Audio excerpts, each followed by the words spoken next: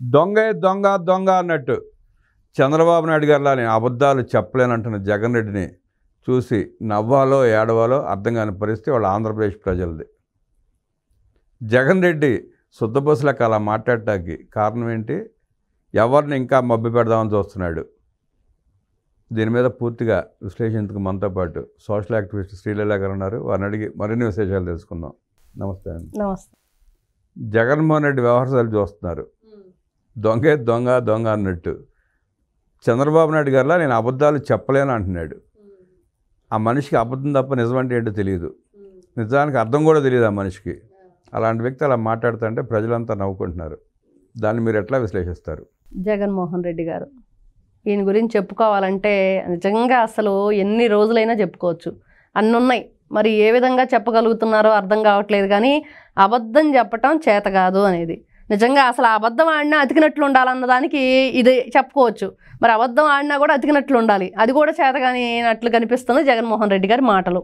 నిజంగా జగన్మోహన్ రెడ్డి గారిని సూటిగా ప్రశ్నించాలంటే, సరే మీరు అన్ని నిజాలే మాట్లాడతారు, మీరు మీడియా ముఖంగా ఎవరైతే ఆంధ్రప్రదేశ్ రాష్ట్ర ప్రజలందరూ సాక్షిగా చెప్పిన మాటలు, సాక్షాత్తు మీ సతీమణి గారు కూడా బయటకు వచ్చి 2019 ఎలక్షన్కి ఏం మాట్లాడారు, ఏ హామీలు ఇచ్చారు, అవి నెరవేర్చకుండా ఎంతమందిని ఇబ్బందికి గురి చేశారు, ఓట్లు మాత్రం వేయించుకున్నారు, మరి వాళ్ళకి ఎటువంటి సంక్షేమ పథకాలు అందనీయకుండా చేశారు. మరి ఫస్ట్ ఏదైతే మనం విద్యా దీవెన అమ్మఒడి ఉందో దానికి సంబంధించి ఏం చెప్పారు, ఇంట్లో ఎంతమంది పిల్లలు ఉంటే అంతమందికి అమ్మఒడి వచ్చిద్దని. మరి అమ్మఒడి ఇచ్చాడా అంటే ఇవ్వలేదు. సరే ఇచ్చిన దాంట్లో ఏం చేశారంటే 2000 రూపాయలు కమిషన్ తీస్తున్నారు సీఎం, గౌరవ సీఎం అప్పుడు ముఖ్యమంత్రిగా ఉన్న జగన్మోహన్ రెడ్డి గారు. మరి అదేవిధంగా చూసుకుంటే మరి ఆ అమ్మఒడికి సంబంధించి కూడా పిల్లలు ఎన్ని వేల మందికి రావాలి, ఎన్ని లక్షల మందికి రావాలంటే అవన్నీ ఏం చేశాడు, కరెంటు ఛార్జీలు పెంచేసి కరెంటు బిల్లులు చూపిస్తూ ఇదిగో ఇన్ని యూనిట్ల కంటే ఇంత కరెంటు బిల్లు వచ్చిందంటే మీకు అమ్మఒడి రాదు అనేది ఒక కొత్త పథకాన్ని తీసుకొచ్చి మీకు దాంతోపాటు 17 లక్షల మంది విద్యార్థులు ఉంటే 9 లక్షల మంది కుదించి 8 లక్షల మందికి ఇచ్చాడు. పాఠశాలలని తీయించేశాడు. రోడ్డు మీద పిల్లల పాపం ఏడుస్తున్న స్కూళ్ళు మాకు ఇవ్వండి అని ఎన్నో విధాలుగా బయటకు వచ్చి చెప్పిన రోజులు.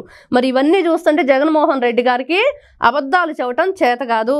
అదేవిధంగా ముఖ్యంగా అన్నిటికంటే కూడా ఈ రోజున భయంకరంగా పదే పదే అన్ని ఛానల్స్లో వినిపిస్తున్నది మద్యం.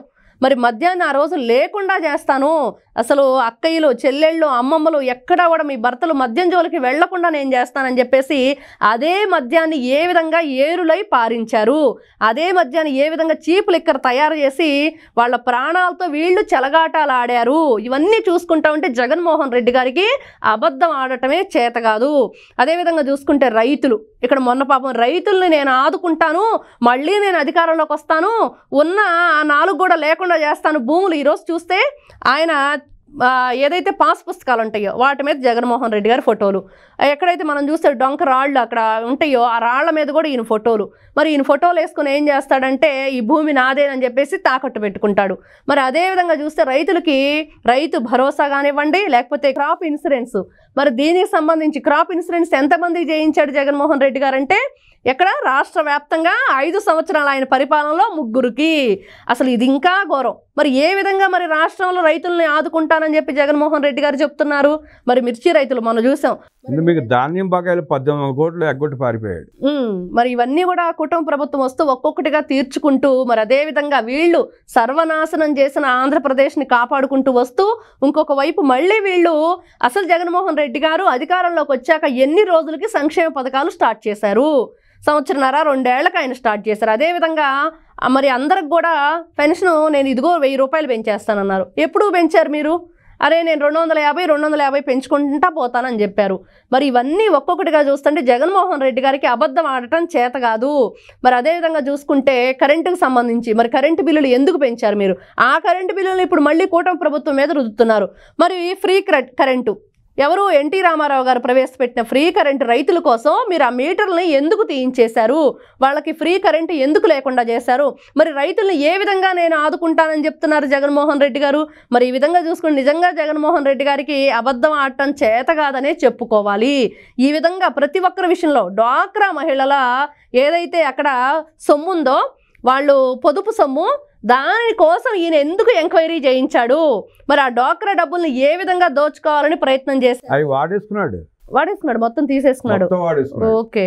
అయితే నాతో ఒక ఒక మా ఆవిడ చెప్పిందనమాట, ఈ విధంగా దీని మీద ఎంక్వైరీ జరుగుతుందండి, మరి ఈ పొదుపు డబ్బులు అన్నీ కూడా మరి మాకు పైనుంచి ఆదేశాలు వచ్చినాయి జగన్మోహన్ రెడ్డి గారి దగ్గర నుంచి, మరి ఏదైతే అక్కడ పొదుపు డబ్బు ఎవరెవరు ఎన్ని మండలంలో ఎన్ని పొదుపు డబ్బులు ఎంతమంది ఉన్నారు మహిళలు, ఎంతమంది ఎన్ని గ్రూపులు ఉన్నాయి, ఆ గ్రూపుల్లో ఎన్ని లక్షలు వీళ్ళు అక్కడ పొదుపు చేసుకున్నారనే డీటెయిల్స్ అన్ని పెట్టమన్నారు. కాకపోతే మేము ఎవరైతే ఈ గ్రూపు ఉన్నారో ఆ గ్రూపు సభ్యులకి ఎవరికి కూడా ఈ విషయం చెప్పకుండా చేశారు అని ఒక ఆవిడ నాతో చెప్పడం జరిగింది. నిజంగా నేను అప్పుడే అనుకున్నాను, నిజంగా ఎందుకు ఎంక్వైరీ చేస్తున్నారంటే స్వయంగా ఆ గ్రూపు లీడర్ నాతో చెప్పిన విషయం. తిరుమల తిరుపతి దేవస్థానం ఆవిడకి నాకు అసలు తెలియదు. మేము ఏదో ఒక రోజు దర్శనానికి వెళ్ళినప్పుడు అనుకోకుండా ఆవిడ రాయలసీమకు సంబంధించిన ఆవిడ చెప్పడం జరిగింది. నిజంగా ఆశ్చర్యం ఏంటంటే ఆడపిల్లల సొమ్ము అంటే నీ ఇంట్లో ఆడపిల్లది, అలాగే రాష్ట్రంలో ఉన్న ఆడపిల్లల సొమ్ము కూడా ఏ విధంగా నువ్వు దోచుకున్నావు, ఏ విధంగా తిన్నావు అనేది ఈరోజు చూస్తూ ఉంటే నిజంగా జగన్మోహన్ రెడ్డి గారికి అబద్ధం ఆడటం చేత కదా. ఇవన్నీ చూస్తుంటే నిజంగా జగన్మోహన్ రెడ్డి గారి మాటలు హాస్యాస్పదంగా ఉన్నాయి. ఆలు కూడా రావు కానీ అగ్రతాంబోలో నాకే ఇవ్వాలన్నాడంట, అలా ఉంది జగన్మోహన్ రెడ్డి గారి మాటలు. అబద్ధం కూడా సిగ్గుపడేలాగా అబద్ధం అంటే తెలియదు అన్నాడు జగన్మోహన్ రెడ్డి. 1,50,000 కోట్ల రూపాయలు కాంట్రాక్టర్లకి సప్లయర్లకి ఎగ్గొట్టి పారిపోయాడు జగన్మోహన్ రెడ్డి. ఫీజు రియంబర్స్మెంట్ 4,250 కోట్లు ఎగ్గొట్టి పారిపోయాడు. రైతులకి 1,850 కోట్లు చిల్లర ఎగ్గొట్టి పారిపోయాడు. ఇంకా మీరు చెప్పినట్టు డ్వాక్రా మహిళల వాళ్ళు పొదుపు చేసుకున్న డబ్బులన్నీ లూటీ చేశాడు. అలా ఏ వర్గాన్ని దేన్ని వదిలిపెట్టలా, ఎక్కడ దొరికితే అక్కడ దోచుకున్నాడు. అలాంటి జగన్మోహన్ రెడ్డి శుద్ధపోసలాగా అబద్ధాలు ఆడటం నాకు చేత కాదు అంటున్నాడు. విచిత్రంగా లేదా మీకు? చాలా హాస్యాస్పదంగా ఉంది నిజంగా. ఈ రోజును చూసుకుంటే తల్లికి చెల్లికి ఇచ్చిన ఆస్తి లాక్కోవటం, అదేవిధంగా ఆంధ్ర రాష్ట్రంలో అమరావతి రైతులను ఏ విధంగా ఇబ్బంది పెట్టారు. మరి గతంలో వాళ్ళు చెప్పింది ఏంటి, అమరావతి రాజధాని మాకు ఇష్టమేనని. మరి అధికారంలోకి వచ్చిందా చెప్పింది ఏంటి, 3 రాజధానులు ఉండాలి అని. మరి 3 రాజధానులు ఏ విధంగా మరి నిర్వహించారంటే ఎక్కడా కూడా ఒక్క ఇటుకు కాదు కదా, తట్టెడు మట్టి కూడా వేసిన పాపాన పోలేదు. మరి ఈ విధంగా చూసుకుంటే నిజంగా జగన్మోహన్ రెడ్డి గారికి నాకు శాలువాలు కప్పండి, నాకు పూలదండలు వేయండి, నాకు సన్మానాలు చేయండి అన్నారు. ఎందుకు రాష్ట్రాన్ని ఇట్లా సర్వనాశనం చేసినందుకు నీకు సన్మానాలు చేయాలా? మరి రాష్ట్ర ప్రజల్ని ఈ విధంగా ఇబ్బంది పెట్టినందుకు నీకు పూలదండలు వేయాలా? మరి రాష్ట్రంలో ఎవరిని కూడా వదిలిపెట్టకుండా ఎక్కడ కూడా కనీసం రోడ్లు కూడా తవ్వుకొని మట్టిని మీరు ఏ విధంగా తరలించారో దానికోసం మీకు శాలువాలు కప్పి పూలదండలు వేసి మరి చిటికలేసి మరీ సన్మానం చేయాలి. ఇట్లాంటి వ్యక్తులకి నిజంగా హాస్యాస్పదమైన జగన్మోహన్ రెడ్డి గారు అది నారా చంద్రబాబు నాయుడు గారితో పోల్చుకోవటం ఇంకా హాస్యాస్పదంగా అనిపిస్తుంది. జగన్ రెడ్డి చెప్పే మాటల్ని అంటే జగన్మోహన్ రెడ్డి అబద్ధాలు భరించలేక, దారుణాలు భరించలేక, అన్యాయాలు భరించలేక తల్లి చెల్లి కూడా వదిలిపెట్టి వెళ్ళిపోయారు. కనీసం భార్య భారతీయుడన్న ఆయన చెప్పే మాటలు నమ్ముతుందంటారా, వింటుందంటారా? ఆవిడ చెప్పిన మాటే ఈయన వింటాడు అనేది అందరూ చెప్పుకుంటున్న విషయం.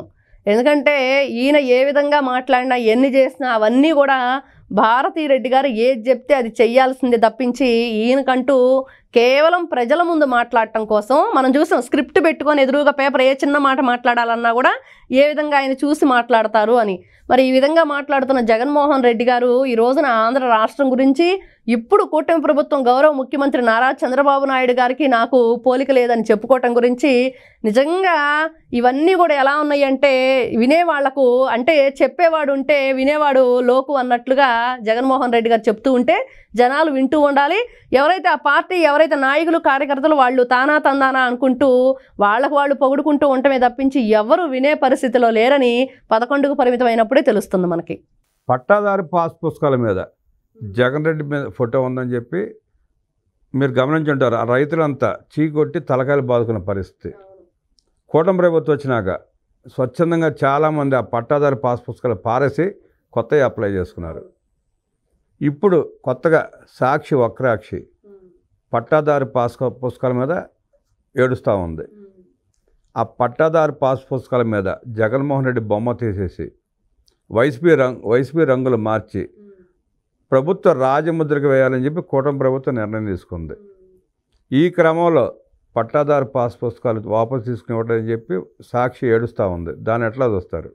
ఇక్కడ మనం చూస్తే వాళ్ళ తాతలు తండ్రులు సంపాదించుకున్న ఆస్తి వాళ్ళ పూర్వీకుల నుంచి వస్తున్న ఆస్తి. మరి దాని మీద ఎవరు ఫోటోలు ఉండాలంటే, ఎవరు ఆ ఆస్తికి హక్కుదారు వాళ్ళ ఫోటోలు ఉంటే వాళ్ళు లోన్లు తెచ్చుకోవడానికి దానికి ఉపయోగపడుతుంది. మాది అనేది అక్కడ కనిపిస్తుంది. మరి దాని మీద ఎందుకు జగన్మోహన్ రెడ్డి గారు బొమ్మలు వేయించుకున్నారు? ఎందుకంటే ల్యాండ్ టైటిలింగ్ యాక్ట్ తీసుకొచ్చేసి గతంలో అందరూ ఒకటే అనుకున్నారు, ఇంకా మాకు ఈ భూమి కూడా లేకుండా చేస్తాడు, ఖచ్చితంగా దీన్ని అమ్మేసుకుంటాడు, కేవలం దానికోసమే ఎవరు రిజిస్ట్రేషన్లు చేయించుకున్నా కూడా ఒరిజినల్ ఏమో గవర్నమెంట్కి ఇవ్వాలి, నకిలీవేమో ఎవరైతే హక్కుదారు ఉన్నాడో అతని దగ్గర ఉండాలి. నిజంగా ఇవన్నీ చూస్తుంటే జగన్మోహన్ రెడ్డి ఏ విధంగా రాష్ట్రాన్ని కొల్లగొట్టాలనుకున్నారు, ఏ విధంగా డబ్బులు దోచుకున్నారు. ఇక్కడ దోచుకున్నది ఇంకా సరిపోక ఇంకా భూములు ఏదైతే రైతులను కూడా నేను వదిలిపెట్టను అని, మరి ఈ రోజున ఏ విధంగా రైతుల గురించి జగన్మోహన్ రెడ్డి గారు మాట్లాడటానికి హక్కు అర్హత ఉందని ఈ రోజున ఆయన గురించి అనుకోవాలి. ప్రజల గురించి కాదు, కనీసం రైతులు మొన్న ఏదో నాకు రైతుల మీద ప్రేమ ఉప్పొంగిపోతుంది, మరి కూటమి ప్రభుత్వం ఏదో అన్యాయం చేసేస్తుందని ఏ రైతు కూడా బయటకు వచ్చి మాట్లాడింది లేదు. జగన్మోహన్ రెడ్డి గారు పదే పదే నేను వస్తాను 2027 పాదయాత్ర, ఇంకోటి ఏదో చేస్తాను, మరి ఈసారి పూర్తిగా నిండా ఉంచేస్తాను, మొన్న ముద్దుల యాత్ర, ఆ తర్వాత ప్రభుత్వం అధికారంలోకి వచ్చాక గుద్దులు గుద్దాడు అందరినీ, మరి ఈసారి ఏ యాత్ర చేస్తాడు, మమ్మల్ని సర్వనాశనం చేయడానికే వస్తాడు, అట్లాంటి వ్యక్తి మాకు అవసరం లేదు అనేది కనిపిస్తూ ఉంది. నిజంగా జగన్మోహన్ రెడ్డి గారు ఏదైతే మనం చూసాం అక్కడ రాళ్ల మీద ఆయన బొమ్మలు వేయించుకోవటం, మరి పంట బాగా పండితే దిష్టి తగలకుండా బొమ్మలు పెడతా ఉంటారు, దిష్టి బొమ్మలు, ఆ విధంగా ఆయన ఫోటోలు అక్కడ సరిపోతున్నాయి, ఇంకా ఏ దిష్టి బొమ్మలతో పని లేదని చెప్పేసి రైతులు అనుకుంటున్నారు. మరి ఇవన్నీ చూస్తూ ఉంటే నిజంగా అతను ఏ విధమైన చర్యలు ఆ రోజున చేపట్టినవన్నీ కూడా రాష్ట్రానికి ఉపయోగం లేకుండా ఉన్నాయి, అందరినీ ఇబ్బంది పెట్టే విధంగా ఉన్నాయి.